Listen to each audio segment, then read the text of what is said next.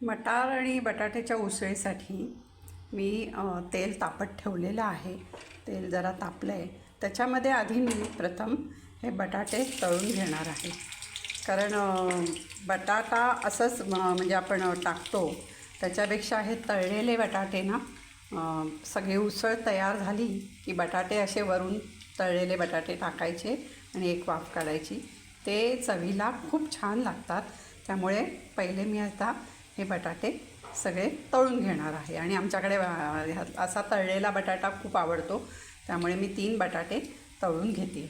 तसंच मी हे फ्रोझन मटार आहेत, म्हणजे मी हे करून ठेवले होते सीझनला, जेव्हा स्वस्त असतात तेव्हा फ्रीजमध्ये ठेवले होते. तर ते मटार आहे. नंतर त्याच्यासाठी मी वाटण करणार आहे. त्याच्यामध्ये एक मोठा टॉमॅटो घेतला आहे, 2 छोटे मीडियम कांदे घेतले, कोथिंबीर आहे, एक हिरवी मिरची आहे, लसूण आहे, आलं आहे. असं हे सगळं मी आता वाटून घेणार आहे. आणि थोडंसं मी ओलं खोबरं पण टाकलेलं आहे. तुमच्याकडे ओलं असेल तर ओलं टाका, नाही तर सुकं टाकलं तरी चालेल. आता हे प्रथम मी वाटून घेते सगळं आणि हे बटाटे तळून घेते छान, आणि मग बघू आपण पुढे काय करायचं. बघा, बटाटे आपले छान मी तळून घेतलेले आहेत आणि ह्याच्यावर आता थोडंसं मी मीठ टाकणार आहे. हे असे तळलेले बटाटे ना, संपूर्ण उसळ आपली झाली मटारची की वरून टाकायची आणि एक वाफ काढायची. हे बटाटे खूप छान लागतात. तसंच असं मीठ टाकून नुसतं खायला पण चांगले लागतात. तसं हे मी सगळं वाटण तयार करून घेतलं आहे. तेल तर आपलं तापलेलंच आहे. तर तेलामध्ये मी थोडं जिरं टाकते. जिरं चांगलं तडतडलं की मी हे वाटण घालणार आहे. त्याला थोडासा मी हिंग घालणार आहे, कारण मटार आहे, बटाटा आहे, त्यामुळे थोडा हिंग टाकते मी. आणि आता हे वाटण घालून ते वाटण पूर्ण म्हणजे त्याचं तेल सुटेपर्यंत आपल्याला परतून घ्यायचं आहे. बघा, आता जिरं चांगलं फुललेलं आहे. आता आपण हे वाटण घालू. आधी मी कढीपत्ता घालणार आहे थोडा. मी सगळ्यात कढीपत्ता घालते, म्हणजे चव पण चांगली येते आणि कढीपत्ता खावा असं म्हणतात, म्हणून मी कढीपत्ता घालते. तसंच आता हे वाटण घालते आणि हे वाटण आता आपण छान त्याला तेल सुटेपर्यंत परतून घेणार आहोत आणि मग बाकीचे मसाले आपण आता टाकायचे आहेत. हे बघा, आता मसाला छान तळला गेलेला आहे आपला, त्याला आता तेल सुटायला लागलेलं आहे. आता आपण बाकीचे मसाले ह्याच्यात टाकून घेऊ. आता मी अर्धा चमचा हळद टाकते, 1 चमचा मी धणे जिऱ्याची पावडर टाकते. आता हे प्रमाण मी माझं दाखवते किंवा माझ्या पद्धतीने कशी उसळ करते ते दाखवते. नंतर हा आमचा साठवणीचा मसाला असतो तो टाकते. त्याच्यात थोडा गरम मसाला असतो आणि वरतून थोडासा मी गरम मसाला पण टाकते, कारण वर्षभराचा मसाला असतो, त्याच्यातला थोडा वास कमी होतो म्हणून. आता हे मसाले सगळे मी परतून घेते तेलामध्ये. आणि आता ह्याच्यामध्ये आपण मटार घालणार आहोत आणि मटार पण घालून त्याच्यामध्ये छान आता आपण परतून घेऊया. असे वर्षभराचे मटार साठवून ठेवले की त्याचा आपल्याला असा उन्हाळ्यामध्ये जरा भाज्या चांगल्या मिळत नाही, त्यावेळेला ह्या मटार असा असला की चांगला उपयोग होतो.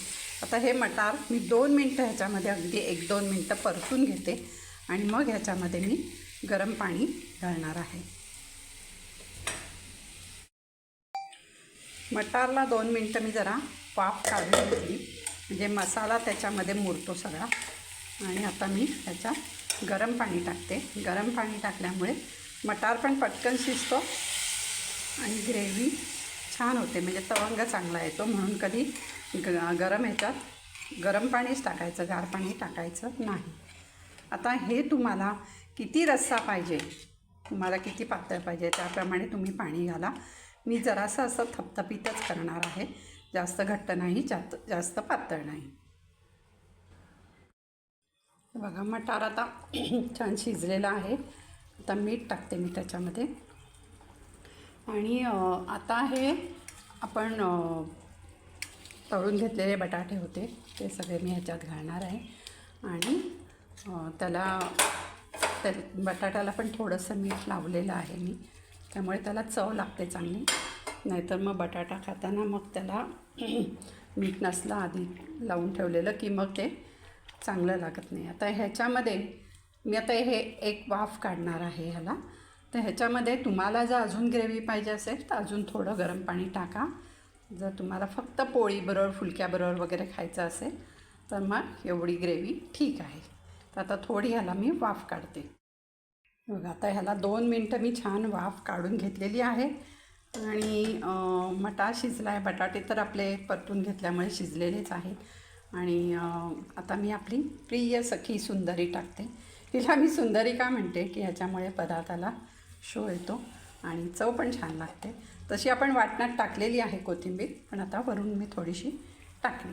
सुंदरी म्हणजे सुंदर दिसण्यासाठी म्हणून टाकलेली आहे. असा आपला मटार आणि बटाट्याचा रस्सा म्हणजे उसळ तयार आहे. तुम्हाला आवडली असेल ही जी मी दाखवलेली उसळ. प्रत्येकाची पद्धत वेगळी असते. ही माझ्या पद्धतीची मी तुम्हाला दाखवली आहे. मी अजून वेगळ्या पद्धतीने पण करते. मी हिरव्या मसाल्याची पण करते, पण आज ही तुम्हाला दाखवली आहे. तुम्हाला आवडली असेल तर आपल्या चॅनलला लाईक करा, शेअर करा, सबस्क्राईब करा आणि कमेंटमध्ये मला सांगा की तुम्ही कशी करता. धन्यवाद. बघा मटार आणि तळलेल्या बटाट्याची उसळ आपली तयार आहे. अशी मी थोडीशी जास्त घट्ट नाही, जास्त पातळ नाही अशी केलेली आहे. पोळीबरोबर खाऊ शकतो, पराठ्याबरोबर खाऊ शकतो किंवा फुलक्याबरोबर पण खाऊ शकतो. भाकरीबरोबर एवढी चांगली लागत नाही आणि भातावर पण घेऊ शकतो. तर अशी ही आपली उसळ तयार आहे. बाय.